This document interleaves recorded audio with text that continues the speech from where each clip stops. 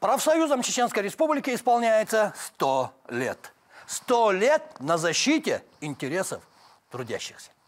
Ассаламу алейкум. Добрый вечер, дорогие друзья. Это программа «Актуальная тема» на телеканале «В войнах». И председатель Федерации профсоюзов Чеченской Республики Хусейн Салтыгириев.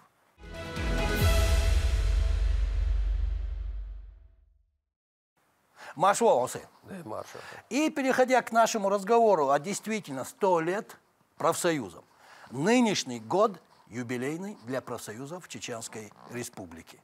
17-18 июня 1924 года, насколько я помню, если неправильно, вы меня поправите, состоялся учредительный съезд профсоюзов, где был избран Совет профсоюзов Чеченской Республики. Чеч-Облпроф. Вот так, кажется, он назывался тогда, 100 лет тому назад. Или я не прав? Все так, именно так. Конечно, профсоюзная организация Чеченской Республики, точнее, нынешняя, на территории Чеченской Республики, которую мы сейчас понимаем, они были созданы и ранее. Первые первички появились в 1905 году. В 1905-1906 даже были заключены коллективные договора. Это о Гродненской железной дороге. Да, о железной дороге, у нефтяников, там, потом связистов появились. А еще ранее прообразы первичек, как стачечные комитеты, забастовочные комитеты. Это если копнуть еще глубже. Да, они где-то 1903-1905 начали появляться. Но дело в том, что у нас период революции, наша, значит, то мы Горскую республику входили, потом создавали Грозненскую область. Вот эти перипетии создавались, и в связи с тем, что была создана республика, Чеченская автономная область, была Чеченская республика, значит, именно как Совет профсоюзов Чеченской Республики, как ты правильно сказал, состоялся учредительный съезд, и Совет профсоюзов Чеченской Республики был учрежден на съезде, который состоялся 17-18 июня 1924 году. Оттуда мы и берем? Да, начало мы берем именно оттуда. Не с момента создания первичек, а именно с момента создания профобъединения Чеченской Республики. Ну мы правы, 100 лет исполняется. И получается, да? Ровно 100 лет. Безусловно, это 100 лет, которые были буквально насыщенные, напичканные разными событиями, порой очень трагическими, тяжелыми, но всегда очень интересными событиями. И всегда связаны с историей республики и страны. Были профсоюзы? Безусловно. И, естественно, профсоюзы жили жизнью жителей Чеченской Республики, народа Чеченской Республики. И, конечно, они переживали все тяготы, все те трагические моменты вместе с жителями республики. И как раз дошли до сегодняшнего дня. Извините меня за такой вопрос, Хусейн. Давайте на «ты», не первый год знакомый, так легче будет. Хусейн, ты меня извини, но у меня такой вопрос. А что такое профсоюзы действительно? Вот извини за такой вопрос. Да. Ну, я так полагаю, что ты задаешь вопрос, чтобы задать вопрос, а не потому, что не знаешь, что такое профсоюз. Ну, значит, с тобой всегда интересно работать. Ну и все-таки вопрос прозвучал. Да, вопрос прозвучал. Профсоюз – это объединение работников, созданное целях защиты своих трудовых прав, и чтобы этот избранный орган представлял их интересы, трудовые интересы и связанные с ними экономические интересы. Профсоюз, мы говорим, что профсоюз первичной организации, если мы взять, профсоюзная организация есть там, где есть коллективный договор, где прописаны все взаимоотношения работника, работодателя. Профсоюз выступает от имени работника. Дело в том, что работник, он всегда загружен своей работой, домашними делами. Он не может быть одновременно специалистом своей профессии и юристом параллельно. Даже юристы далеко не все и не всегда знают тонкости трудового права. Так вот, работники объединяются в профсоюз с тем, чтобы профсоюз строго следил за соблюдением трудовых прав членов профсоюза и, собирая, аккумулируя инициативы, пожелания, требования работников, работали с работодателями, с органами правительства, с тем, чтобы там, значит, принимались нормативные, законодательные, другие акты, локальные акты, с тем, чтобы улучшить положение работника. Вот поэтому этот вопрос тебе и был задан, чтобы ты объяснил тем, кто не знает и спрашивает, что такое профсоюзы, вот чтобы ты сегодня в канон юбилея еще раз это объяснил.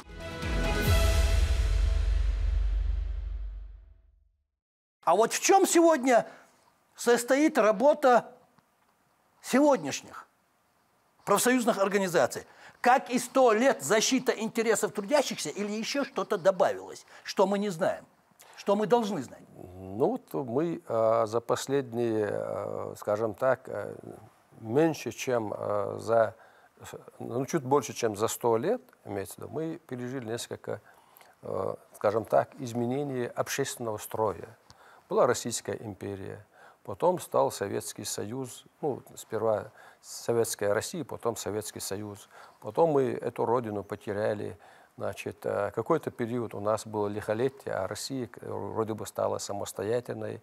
Ну, по факту она стала, конечно, лет 10-15 спустя самостоятельной. Так вот, были разные общественные строи.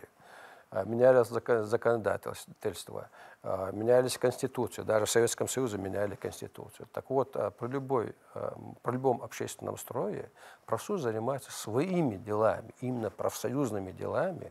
Это как раз защита трудовых прав и представление интересов членов профсоюза в органах объединения работодателей перед ними и органах власти. Да, конечно, мы в какой-то период в советское время профсоюзы выполняли не только свои функции чисто профсоюзные, мы выполняли порой и государственные функции. В Советском Союзе профсоюзы были встроенную систему, государственную систему.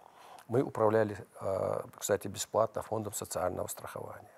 В период послереволюционных событий мы занимались ликвидацией безграмотности, в том числе. Когда началась война отечественная, естественно, профсоюзы занимались оказанием помощи фронту, оказание помощи тем, кто остался без кормильца. То есть очень много там и продуктам питания и так далее, и так далее.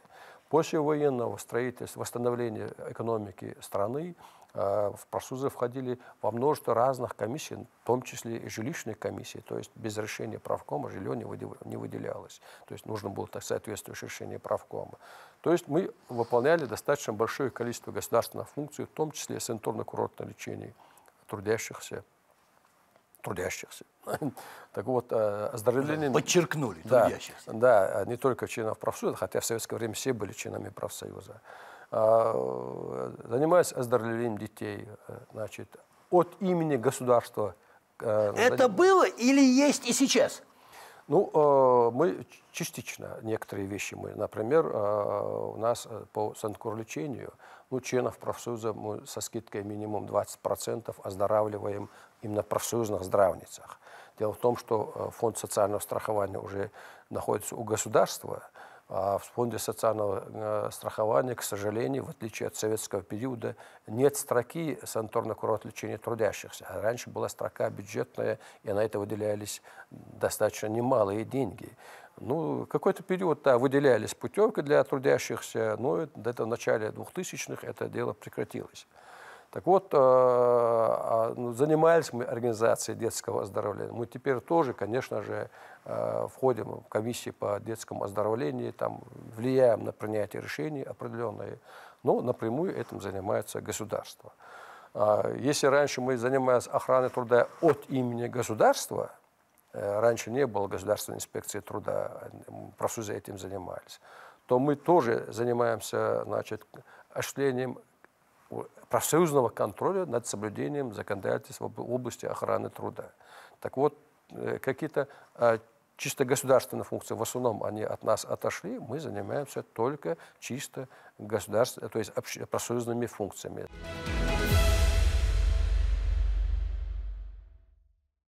А какие рычаги у вас остались, основные действия?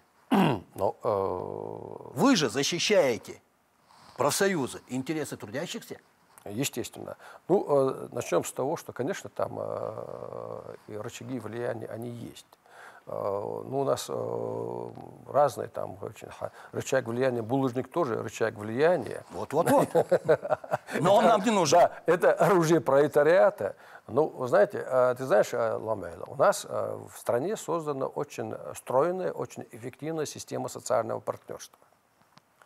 Так вот, кстати, система социального партнерства признана в международном сообществе профсоюзов и в том числе Международная организация труда, ну, это структура, одна из главных структур ООН, самой эффективной. У нас и Трудовой кодекс считается, был признан самым лучшим трудовым кодексом, где наиболее четко, значит, достойно представлен... Страны или... Нашей страны. Да, Трудовой кодекс был признан лучшим в мире. Система социального партнерства в нашей стране созданная, она тоже признана наиболее эффективной. Что это такое система социального партнерства? Это на уровне, значит, организации, это создается комиссия по переговорам, всегда есть правком профсоюзной организации от работодателей, но и на уровне, значит, отрасли, это, например, в нашей республике, если это бюджетный сектор экономики, это Министерство отраслевой профсоюзная организация республиканская. На уровне республики в целом это 3 стороны: Федерация профсоюзов, правительство республики и объединение работодателей. Ну, точно так же на федеральном уровне объединение профсоюзов, объединение работодателей, правительство, которое заседает регулярно, обсуждая все насущные проблемы. А структура местная, региональная, она какая сегодня? У нас республиканская трехсторонняя комиссия, значит, куда, значит, все это 3 стороны: правительство республики, федерация, объединение работодателей, кстати, работают очень эффективно. Мы минимум раз в квартал собираемся, по необходимости чаще. У нас в среднем получается 6-8 раз мы проводим заседания. При необходимости можем проводить раньше. Так вот, что позволяет эта система? Если, например, в Европе, той же Франции, чтобы сесть за стол переговоров, точнее, чтобы созвали Национальный совет и чтобы вести переговоры с профсоюзами, им приходится проводить митинги, забастовки, крушить все подряд. Чтобы их услышали. Чтобы начали с ними переговоры. Чтобы не приняли их требования, а чтобы с ними сели за стол. О чем мы и говорим, да. Чтобы их услышали. Чтобы их услышали. А нам достаточно написать письмо или позвонить. Давайте, ребят, в этот день соберемся, есть вопросы, которые утвердить. Мы быстро согласуем повестку дня, созываем заседание трехсторонней комиссии и обсуждаем вопросы. Так вот, я должен сказать, что в нашей республике, конечно, мы стартовали позже других регионов. Если система социального партнерства в стране создана примерно в 1993 году, то в 1992 году начали, то в нашей республике эта система создана только в 2002 году. В 2002 году, в феврале месяце, своим указом наш первый президент, герой России Ахмад Хаджи Кадыров, своим указом утвердил положение республиканской трехсторонней комиссии. Так вот, с этого дня у нас система социального партнерства есть, и Ахмад Хаджи на самом деле является основоположником, создателем, как раз он создал систему социального партнерства, которая по сегодняшний день работает очень эффективно. Работает. Профсоюзы есть. Есть. Они работают. Безусловно. Сегодня мы профсоюзы, это значит, это Федерация профсоюзов, входит 14 членских организаций, которые объединяют 134 505 членов профсоюзов. А чем вы измеряете свою работу, свою эффективность? Если я так спрошу. Да, ну есть разные критерии, там их достаточно большое количество критериев. Ну и все-таки. Как это? Например, уровень охвата профсоюзным членством. Значит, уровень охвата членов профсоюза коллективными договорами, заключенными с работодателями в организациях. Уровень охвата членов профсоюза с соглашениями отраслевыми и республиканскими. Так вот, в нашей республике, как уровень охвата профсоюзным членством, уровень охвата коллективных договоров и соглашениями очень близки к абсолютным величинам. Мы являемся лидерами среди членских организаций ФНПР по всем этим показателям. И более того, Федерация профсоюзов Чеченской Республики является единственной членской организацией ФНПР, которая на протяжении последних 15-20 лет увеличивает количество членов профсоюза.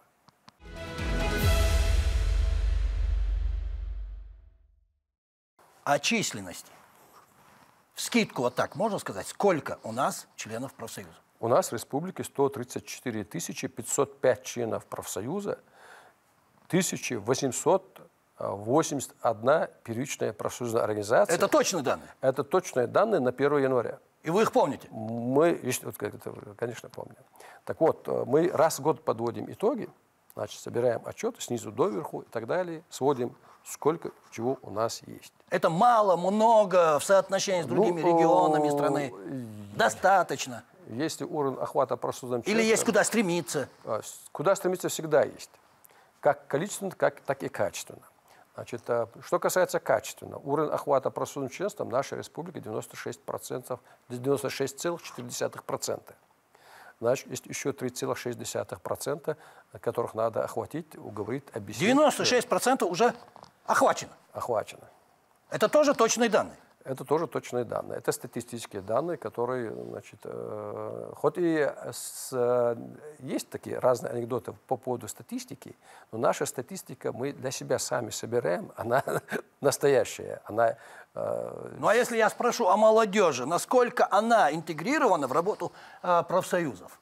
У нас есть молодежный совет, есть молодежные советы во всех членских организациях. Стараемся, чтобы в первичках тоже они были созданы. Ну, там есть над чем работать, но если сказать, что из этих общего количества членов профсоюза чуть более 30% это молодежь. До 35 лет. Мы считаем, молодежь до 35 лет это молодежь. Ну, государство тоже сейчас изменило. Они раньше считали до 30 лет молодежь, но они согласились с нами и сказали, что до 35 лет. С вами согласились? С вами согласились. Это ваша идея? Но мы так принимаем решение, и мы, когда ведя переговоры, мы им говорили, что до 35 лет это должны относиться к молодежи, потому что много вопросов, каких-то льгот, выплат, поддержки, это как раз тем, кого относит государство к молодежи. Ну, в конце концов, они с нами согласились. Вы сами вовлекаете молодежь в работу профсоюза, или они приходят? Ну, естественно, когда в первичках, они работают в организациях или учатся в организациях. Я понимаю, что они работают, но кто, как приходит? Но вот очень часто приходят, и они значит, вступают в профсоюз, не совсем понимая, что такое профсоюз. Значит, чтобы где-то себя проявить, значит, заявить о себе. Вы меня правильно поняли. Значит, а потом, когда в процессе работы профсоюзной организации, конечно, они понимают выгоду быть членом профсоюза, быть в коллективе, защищаться всегда вместе легче. У работодателей есть ресурсы, есть административный ресурс, есть финансовый ресурс, есть какие-то другие рычаги влияния. У правительства их еще больше. А у профсоюзов все эти ресурсы, вот чем их больше, чем они сплоченнее, с ними вести приходит диалог, и диалог, как правило, проходит на равных. Есть сплоченность? Есть, безусловно. Конечно, есть коллективы вместе работают, они говорят. Дело в том, что если бы профсоюзы занимались там, популизмом, если бы профсоюзы предъявляли бы невыполнимые требования, если поднимали вопросы неактуальные, в нас бы быстро разочаровались и члены профсоюза, и социальные партнеры. И у нас такого нет? А у нас такого нет, потому что мы очень ответственные организации. Мы поднимаем только самые актуальные проблемы. Мы не занимаемся популизмом. У нас нет стремления там, прийти к власти, у нас нет такой задачи. Если оппозиционные партии, для них чем хуже, тем лучше у них повышается шанс прийти к власти, то для нас, чем лучше в стране, в республике, тем лучше. Чем больше кошелек, там, чем жирнее бюджет, тем больше шансов договориться с социальным партнером, чтобы повысили заработную плату, улучшили условия труда, чтобы занимались лучше вопросами охраны труда. Для человека же очень важно не только получить хорошую зарплату, иметь работу, но он должен живым и здоровым вернуться домой, а для этого еще надо, чтобы охрана труда, вопросы охраны труда стояли во главу угла.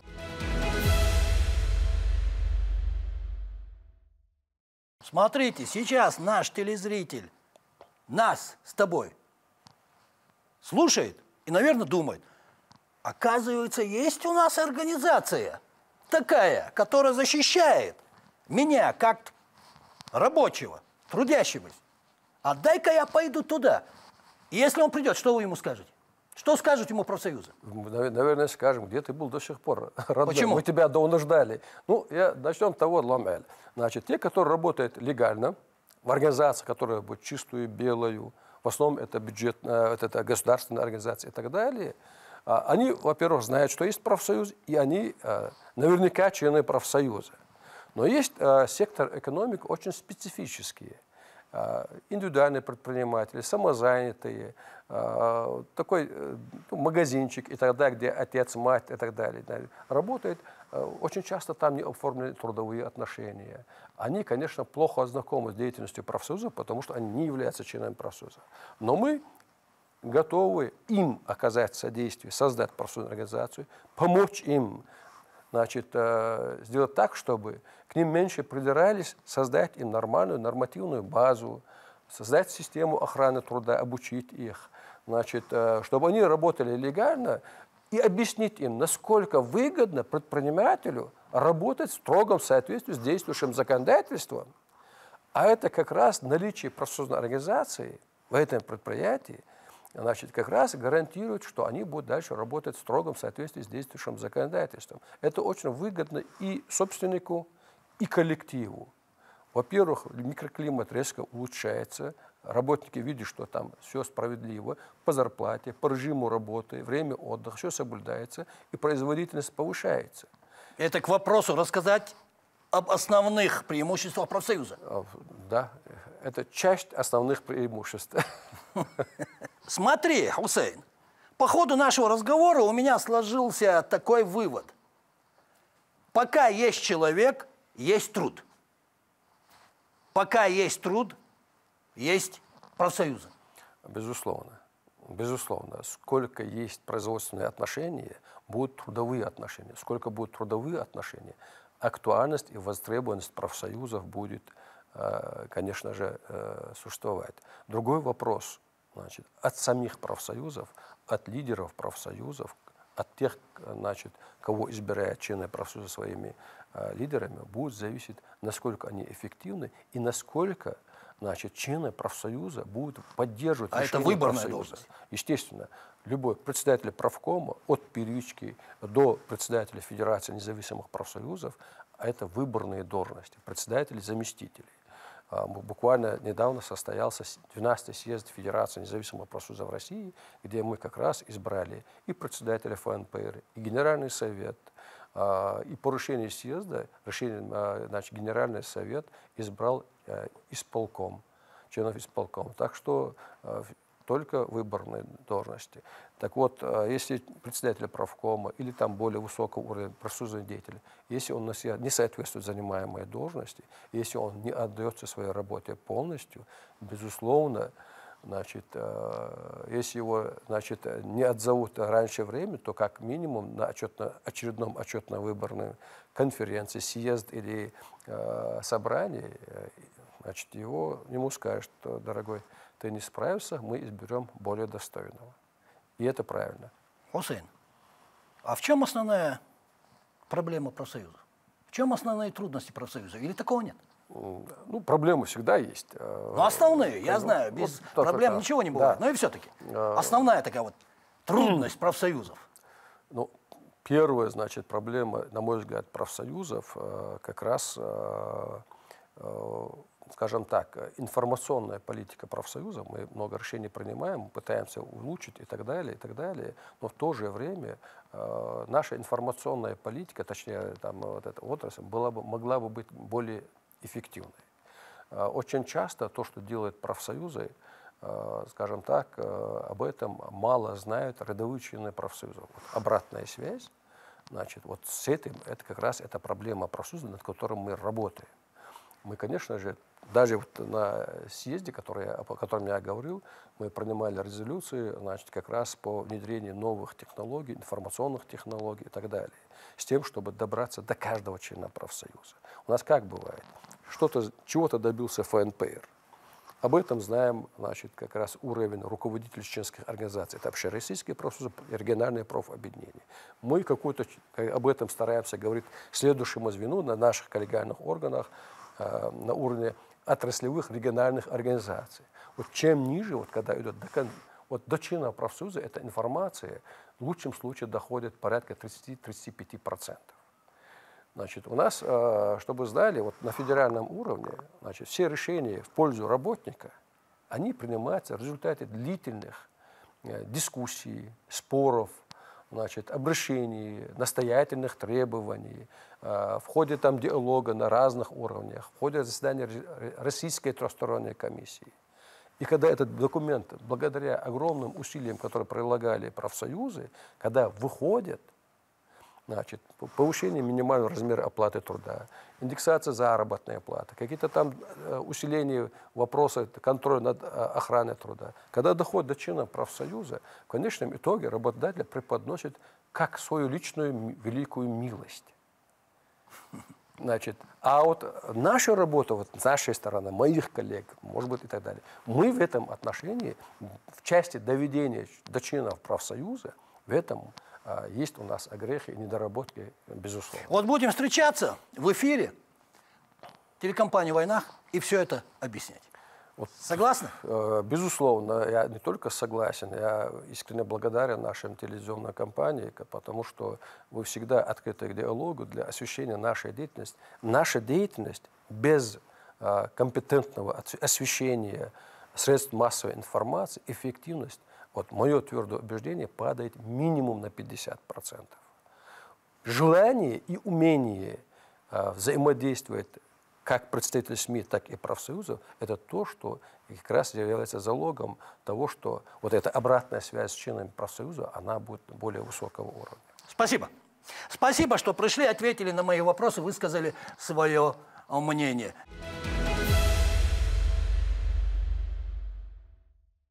Хусейн, у тебя есть 30 секунд поздравить профсоюзы Чеченской Республики с 100-летним юбилеем, с вековым юбилеем. Камера твоя. Дорогие друзья, в этом году исполняется 100 лет профсоюзам Чеченской Республики.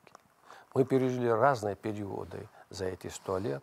Были и трагические события, были и, конечно же, очень радостные нам события. Мы сегодня встречаем юбилей очень крепкой, очень авторитетной, эффективной членской организации Федерации независимых профсоюзов России. Мы делаем все, что мы можем. Безусловно, нам в этом помогал наш первый президент, герой России Ахмад Хаджи Кадыров, который нас всегда поддерживал.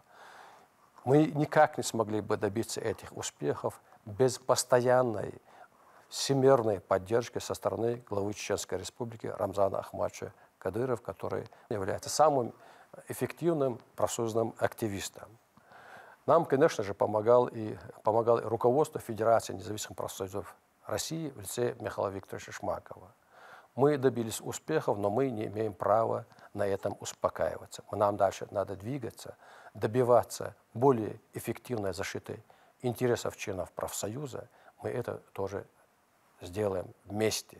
Я хочу вас, всех нас, поздравить с 100-летием профсоюзов республики. Хочу пожелать нам всем мира, добра и благополучия. Здоровья вам. Еще раз. Юбилеем профсоюзов Чеченской Республики. Спасибо. Еще раз спасибо. Еще раз поздравляю от себя лично и от нашей телерадиокомпании «Войнах» с вековым юбилеем. Удачи вам, профсоюзы Чеченской Республики. Ну и, конечно же, мы сегодня не можем отпустить вас без подарка. Наш скромный презент. Вот такой вот пакетик с нашим логотипом. Ну и внутри то, что нужно для ежедневной работы. Спасибо большое. Вы сделали большой подарок, организовав эту передачу. Ну, а вот это подарок, приятный бонус. Это как раз пойдет в наш музей. У нас есть музей профсоюзов, где этот сувенир будет лежать. Приятно будет его видеть в музее профсоюзов. Удачи! С праздником вас! Спасибо.